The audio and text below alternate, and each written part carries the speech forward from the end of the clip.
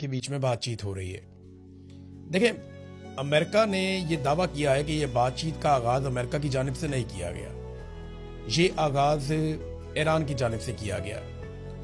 अब इसके अंदर डोनाल्ड ट्रंप का जो स्टेटमेंट है, डोनाल्ड ट्रंप ने कहा कि जब मैंने धमकी लगाई कि मैं बहुत बड़ी तबाही फेरूंगा और मैं बड़ा जोरदार हमला करके इतनी बड़ी तबाही फेरने वाला था कि ईरान को अपना एनर्जी का इंफ्रास्ट्रक्चर वापस बहाल करने में कई साल लग जाते, और ये भी दावा किया कि 10 अरब डॉलर भी लग जाते, यानी बहुत बड़ा नुकसान डोनाल्ड ट्रंप के मुताबिक ईरान का होने वाला था।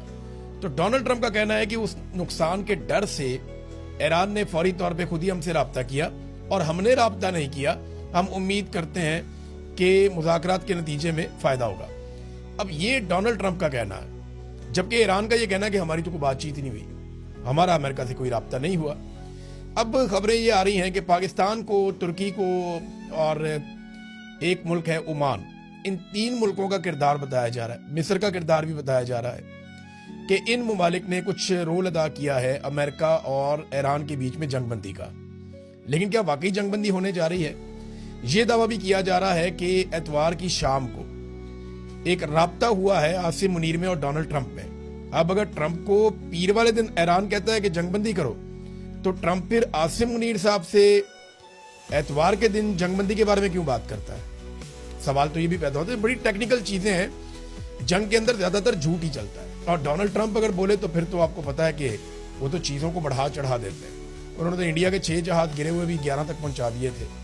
अब जो अमेरिका के गिरे जहाज, अगर उनको भी डोनाल्ड ट्रंप ऐसे ही बढ़ाए तो 50-60 जहाज हो सकते हैं। बहरहाल, ईरान के मुतालबात, डोनाल्ड ट्रंप इमदाद इमदाद चिल्ला रहा है, लेकिन उसके पुराने इत्तेहादी उसकी मदद नहीं कर रहे। ऐसी सूरत हाल में अगर अमेरिका इस जंग से निकल जाता है तो ये तो बड़ी सुबकी वाली बात हो जाएगी, बहुत शर्मिंदगी वाली बात हो जाएगी। तो 2 ही रीजन हो सकते हैं पाकिस्तान को बीच में डालने के। देखिए, शहबाज शरीफ को अगर बीच में डाला है या आसिम मुनीर को, तो 2 वजह हो सकती है ना। देखे ना, अगर सुपर पावर की सुपर पावरी हमारी मदद तक महदूद रह गई है तो फिर तो सुलह ही कर ले, इससे अच्छा है। यानी हम, पाकिस्तान अब दुनिया को बचाएगा, दुनिया की मदद करेगा, अल्लाह करे वो दिन आ जाए। लेकिन इस वक्त तो पाकिस्तान अपने आप को नहीं बचा पा रहा। यानी हम दुनिया की सुलह कराने चले हुए हैं। पाकिस्तान के अंदर जो जंग चल रही है उसमें पाकिस्तान दहशतगर्दी की इतनी खौफनाक लपेट में है, उससे हम नहीं निपट पा रहे। हम दुनिया की हिफाजत कर रहे हैं, अपनी नहीं कर पा रहे।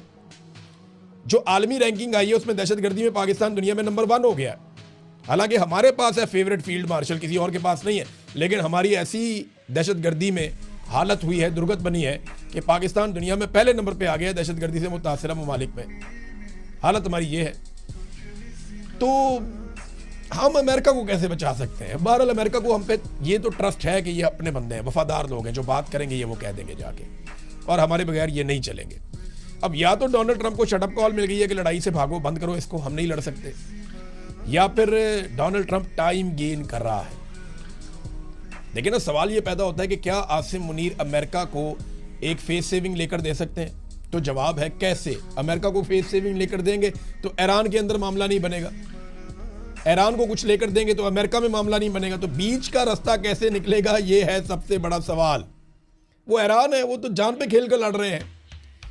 वो कोई ऐसी कंट्री है, ऐसी नेशन तो नहीं है जो कहेंगे ठीक है हम लात नीचे रख लेते हैं। वो तो कहेंगे लात ऊपर रखनी है अपनी। तो ये किस तरीके से करेंगे? अरबों से भी मशवरा नहीं किया जब अमेरिका ने लड़ाई की थी। क्या ये गारंटी आसिम मुनीर साहब दे सकते हैं ईरान को कि अमेरिका दोबारा अटैक नहीं करेगा? पिछली मरतबा बरतानिया, उनका जो सबसे बड़ा इत्तेहादी था, वो मुज़ाकरात में शामिल था। वो कहता है हमें भी पता नहीं चला, इन्होंने जाके अटैक कर दिया, अरबों को पता नहीं चला, इन्होंने जाके अटैक कर दिया। तो ये शिकवा तो उनके इत्तेहादियों का भी था। तो गारंटी देना भी बड़ा मुश्किल है अमेरिका, क्योंकि 28 तारीख को हफ्ते के रोज अमेरिका में नो किंग्स मूवमेंट चल रही है। नो किंग्स मूवमेंट के हमारे यहां बादशाह नहीं है, डोनाल्ड ट्रंप बादशाह की तरह चलते हैं। ये मूवमेंट अमेरिका के अंदर शुरू हुई थी, मुख्तलिफ लोगों ने शुरू की थी। इसमें पहली मरतबा जब एहतजाज किया गया तो 3 मिलियन यानी 30 लाख लोग बाहर निकले थे अप्रैल 2025 में। फिर जून 2025 में 5 मिलियन लोग यानी 50 लाख लोग बाहर निकले अमेरिका में। फिर अक्टूबर 2025 में 7 मिलियन अमरीकी बाहर निकल आए डोनाल्ड ट्रंप की पॉलिसियों के खिलाफ। और अब ये कह रहे हैं कि मार्च 2026 में 28 तारीख को 9 मिलियन अफराद को अमेरिका में बाहर निकाला जाएगा। ये 50 रियासतों के अंदर अमेरिका की 600 जगहों पे एहतजाज होगा। तो नो किंग्स मूवमेंट, इसका एक मैप भी जारी किया है, नो किंग्स मैप, कि ये मूवमेंट जहां जहां चलेगी इस मैप के मुताबिक आप लोग इसके अंदर शिरकत करें। तो अमेरिका के ऊपर, डोनाल्ड ट्रंप के ऊपर इसका बहुत दबाव है। इतने बड़े एहतजाज अमेरिका में किसी सदर के खिलाफ माजी में नहीं हुए जितने बड़े एहतजाज डोनाल्ड ट्रंप के खिलाफ हो रहे हैं। अब इनसे भी डोनाल्ड ट्रंप ने अपने आप को बचाना है, तो इसलिए शायद वो थोड़ा सा मिडिल ईस्ट से तवज्जो हटा के इस तरफ आया। इंटरेस्टिंग सूरत हाल पैदा हो गई। ट्रंप बयान देता है कि जनाब हम 5 दिन तक कोई अटैक नहीं करेंगे, बिजली घरों पे हमले नहीं करेंगे, तो स्टॉक मार्केट में $2 ट्रिलियन का, 2000 अरब डॉलर का इजाफा हो गया। स्टॉक मार्केट ऊपर चली गई, यानी जिन्होंने भी शेयर्स खरीदे हुए थे वो 2000 अरब डॉलर का मुनाफा कमा गए। लेकिन जैसे ही ईरानी हुकूमत ने कहा कि जनाब कोई हमारे राब्ते नहीं हुए, कोई मुज़ाकरात नहीं हुआ, तो $3 ट्रिलियन मार्केट से निकाल लिए गए। यानी जो $2 ट्रिलियन ऊपर गया था वो $3 ट्रिलियन मार्केट से निकाल लिया गया। ईरान की क्रेडिबिलिटी ऐसे लगता है कि डोनाल्ड ट्रंप या अमेरिका से ज्यादा है। लेकिन सवाल यह पैदा होता है कि ये स्टॉक मार्केट के उतार चढ़ाव में इस जंग के दौरान पैसा कौन बना रहा है ना बड़ा खेल। तो डोनाल्ड ट्रंप को और उनके दोस्तों को कम से कम ये बात तो समझ आ गई है कि कौन सा स्टेटमेंट देना है तो स्टॉक मार्केट ऊपर जाएगी, उस वक्त शेयर आप बेच दें। कौन सा स्टेटमेंट देना है तो स्टॉक मार्केट नीचे जाएगी, उस वक्त आप शेयर्स खरीद लें।